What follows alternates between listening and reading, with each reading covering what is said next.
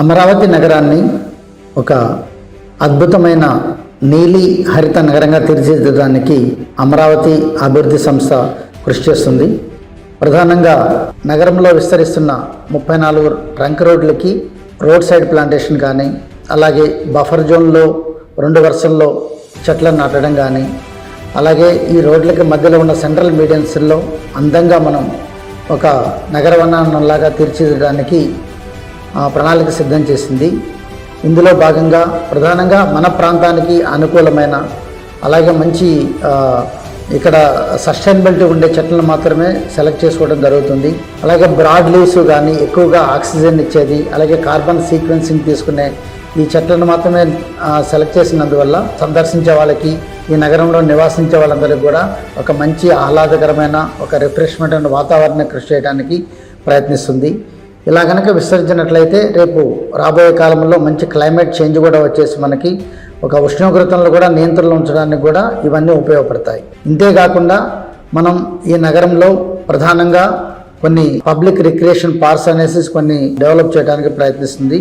దీనిలో ప్రధానంగా శాఖమూరులో 200 ఎకరాల్లో ఒక అద్భుతమైన పార్కుల్ని, amusement park, eco resort, adventure park, దీంతో పాటు కూడా మంచి దానిలో ఫ్లవర్ గార్డెన్స్, సాధారణ ప్రజలకు ఉపయోగపడేలా ఒక పబ్లిక్ పార్క్ను కూడా అక్కడ తీర్చిదిద్దుతుంది.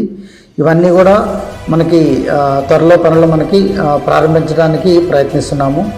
దీంతో పాటు ఈ నగరంలో ఉండే మనకు గ్రామీణ ప్రాంతాల్లో ఉండే నీటి కుంటలను కూడా వాటి యొక్క పరిసర ప్రాంతాలను కూడా అందంగా తీర్చిదిద్ది వీటిని కూడా ఆ గ్రామ ప్రాంతాల్లో ఉన్న ప్రజలందరికీ కూడా ఒక ఆహ్లాదకరమైన వాతావరణానికి తీర్చిదిద్దడానికి ప్రయత్నించడం జరుగుతుంది.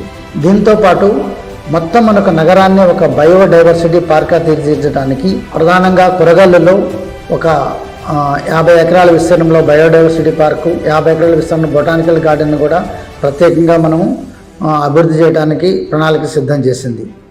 ఇవన్నిటికీ ఒక ప్రత్యేకమైన ప్రణాళికగా చేసి, అంటే ఫర్ ఎగ్జాంపుల్ చెప్పినట్లయితే ఒక్కొక్క రోడ్డుకి ప్రత్యేక ఆకర్షణగా ఒక్కొక్క రంగు చెట్లన్నీ రోడ్ సైడ్ ప్లాంటేషన్గా నాటడం జరుగుతుంది. అంటే ఈ యొక్క ఫర్ ఎగ్జాంపుల్ E6 రోడ్ అంటే దీనికి ఒక రంగు, అలాగే N9 రోడ్ అంటే దీనికి ఒక రంగు. ఆ రంగు చెట్లతోటి ఆ యొక్క రోడ్డుకి ప్రత్యేక ఆకర్షణగా గుర్తింపు ఉంచేలా మేము ఒక ప్రణాళిక సిద్ధం చేశాం.